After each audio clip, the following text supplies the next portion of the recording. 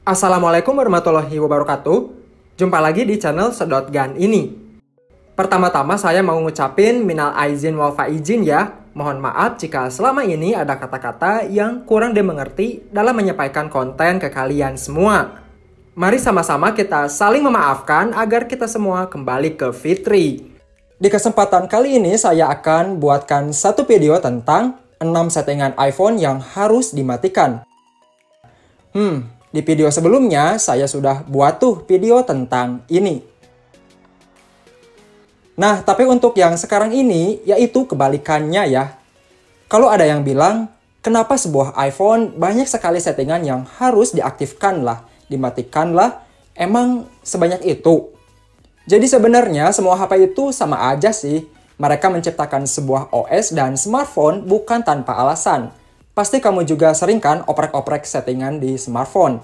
Nah, di sini saya akan menjelaskan beberapa settingan di iPhone yang harus dimatikan. Cara yang digunakan ini didasarkan menurut pengalaman pribadi saya selama menggunakan handphone ini. Beberapa settingan yang akan saya rekomendasikan ini pastinya akan memberi pengaruh besar pada iPhone yang kita miliki. Mau tahu apa aja? Yuk kita bahas sama-sama.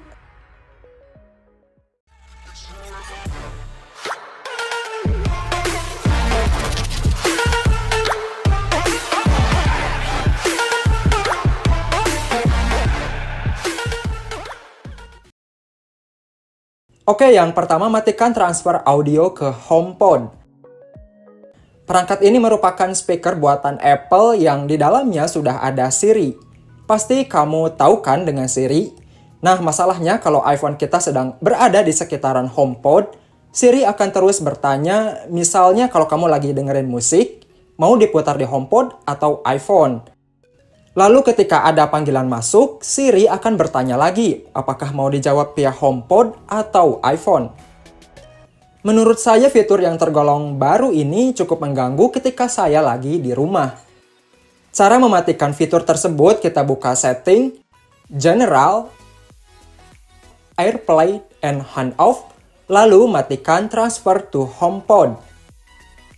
Dengan begitu kita tidak akan dimintai konfirmasi oleh HomePod ketika sedang melakukan tugas di iPhone.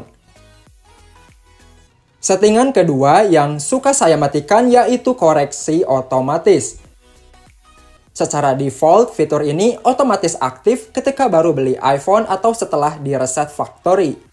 Biasanya ketika lagi mengetik di keyboard bawaan, terkadang suka otomatis dikoreksi apa yang kita ketik.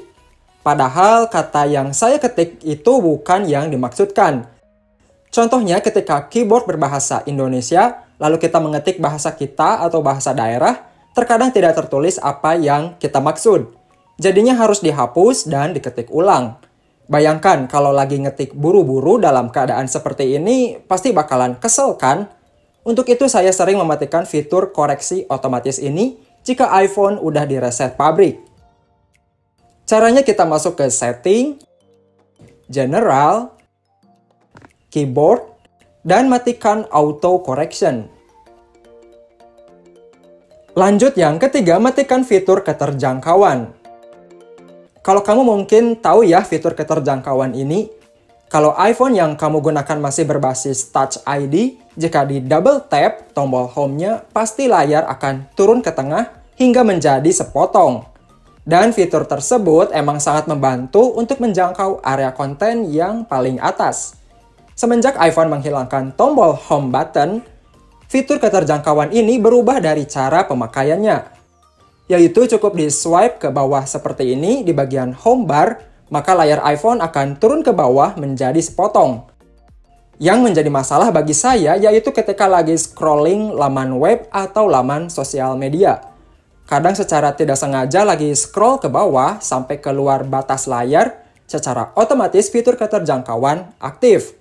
Ini sih masalah sepele tapi bisa berubah. Jadinya kesel gitu deh.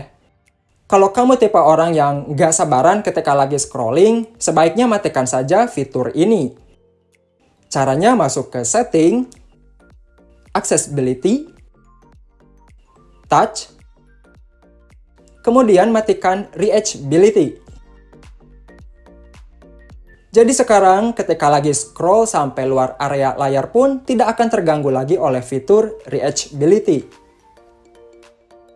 Yang keempat, matikan fitur spotlight atau saran Siri. User interface iPhone emang dibikin sesimpel mungkin. Saking simpelnya ketika lagi menelpon seseorang, cukup di swipe ke bawah aja dari layar home screen. Lalu ketik nama kontak yang akan ditelepon.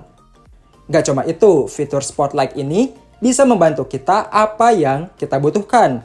Misalnya nyari aplikasi yang terinstall, kirim SMS, dan sebagainya. Tapi setelah mengakses aplikasi atau mengakses yang barusan kita pakai, kadang Siri akan menyarankan kembali apa yang telah kita gunakan. Kadang secara tidak sengaja saya menyentuhnya jika layar dalam keadaan menampilkan spotlight. Saking seringnya timbul rasa kesal dengan fitur ini, lalu saya matikan dengan masuk ke menu setting, Siri and Search, dan matikan suggestion in search. Dan sekarang kembali ke home screen, swipe ke bawah, maka tidak akan menampilkan riwayat apapun yang telah kita gunakan. Kemudian poin kelima, matikan True Tone.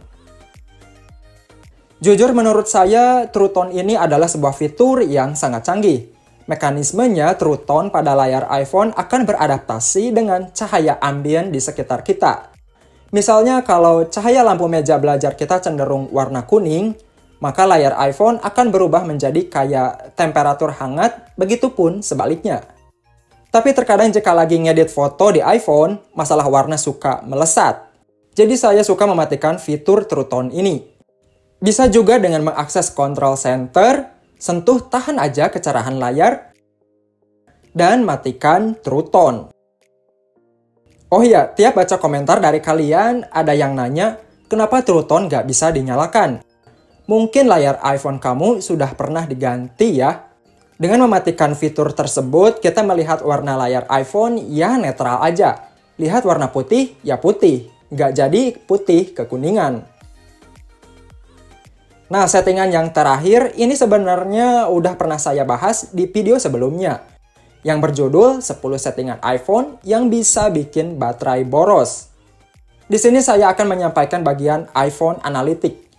Fitur ini adalah semacam kayak Apple minta feedback dari kita sebagai penggunanya. Nantinya si iPhone bakalan terus-terusan ngirim informasi yang berisi bug dan semacamnya, yang didapat dari iPhone milik kita sendiri. Kelemahan dari fitur ini sudah pasti baterai menjadi boros. Untuk itu saya selalu mematikan fungsi dari fitur ini dengan masuk ke setting, scroll ke bawah, klik privacy, analytics, dan di sini kita matikan share iPhone Analytics. Dengan begitu nanti iPhone kita tidak lagi bekerja di background untuk mengirimkan informasi dari iPhone kita. Oke, sekian dulu video tentang mematikan settingan di iPhone agar kita sebagai penggunanya merasa nyaman. Jika ada pertanyaan lain mengenai video ini, silahkan aja tulis di kolom komentar ya. Dan seperti biasa sebelum video ini berakhir, jangan lupa subscribe, like, komen, dan share video ini ke teman kamu. Wassalamualaikum warahmatullahi wabarakatuh.